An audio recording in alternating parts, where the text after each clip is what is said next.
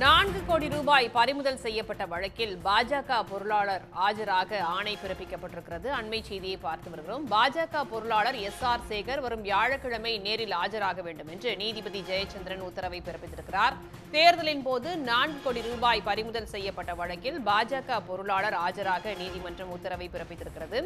விசாரணைக்கு ஆஜராவதில் என்ன தயக்கம் என்றும் நீதிபதி கேள்வி எழுப்பியிருக்கிறார். செல்போனை ஒப்படைக்கும்படி வலியுறுத்தக்கூடாது என்றும் நீதிபதி ஜெயச்சந்திரன் கூறியுள்ளார். இது பற்றிய கூடுதல் தகவலை தருகிறார் செய்தியாளர் ரமேஷ்குமார், இந்த வழக்கின் முழுமையான விவரங்களை சொல்லலாம். கடந்த நாடாளுமன்ற தேர்தலின் போது சென்னை தாம்பரம் ரயில் நிலையத்தில் தேர்தல் பறக்கும் படையினர் அதிரடி சோதனை மேற்கொண்டார்கள். அப்போது அதுல 4 கோடி ரூபாய் பணம் பறிமுதல் செய்யப்பட்டது. இது தொடர்பாக போலீசார் விசாரணை நடத்தல. இது பாஜக வேட்பாளர் நயினார் நாகேந்திரனுக்காக கொண்டு செல்லப்பட்டதாக கூறப்பட்டது. மேலும் இது தொடர்பாக அவருடைய ஊழியர்கள் நயினார் நாகேந்திரன் சொந்தமான ஓட்டல் ஊழியர்கள் 3 பேரும் கைது செய்யப்பட்டார்கள். இந்த வழக்கு சிபிசிடி போலீசார் விசாரணைக்கு மாற்றப்பட்டு சிபிசிடி போலீசார் விசாரித்து வருகிறார்கள்.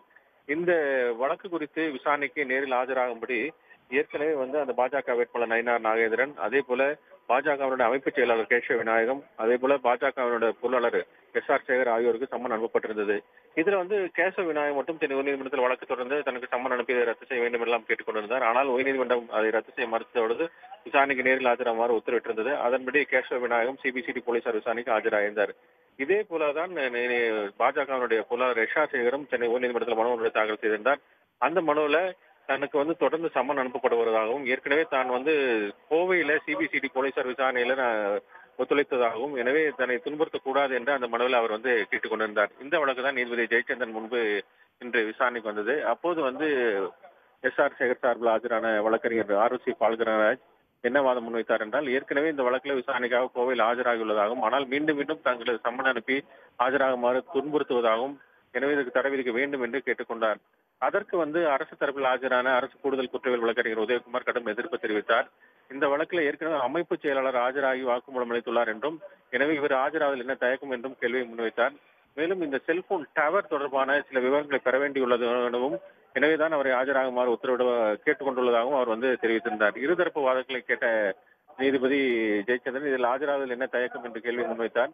தொடர்ந்து எப்போது ஆஜராக உள்ளீர்கள் என்று மனுதார் தரப்பில் கேள்வி எழுப்ப கேட்டார். அப்போது வியாழக்கிழமை ஆஜராக உள்ளதாக அவர்கள் தெரிவித்தார்கள். இதை பதிவு செய்து கொண்ட நீதிபதி வரும் வியாழக்கிழமை ஆஜராக வேண்டும் என்று SR சேகருக்கு உத்தரவிட்டிருக்கிறார்கள். அப்போது சிபிசிடி போலீசார் அவருடைய செல்போனை ஒப்படைக்கும்படி வலியுறுத்தக்கூடாது என்ற ஒரு சின்ன நிபந்தனையும் அவர்கள் விதித்திருக்கிறார்கள். விரிவான தகவல்களுக்கு நன்றி ரமேஷ்குமார். உடனுக்குடன் செய்திகளை தெரிந்து கொள்ள சன் நியூஸ் பெல் ஐகானை கிளிக் பண்ணுங்க.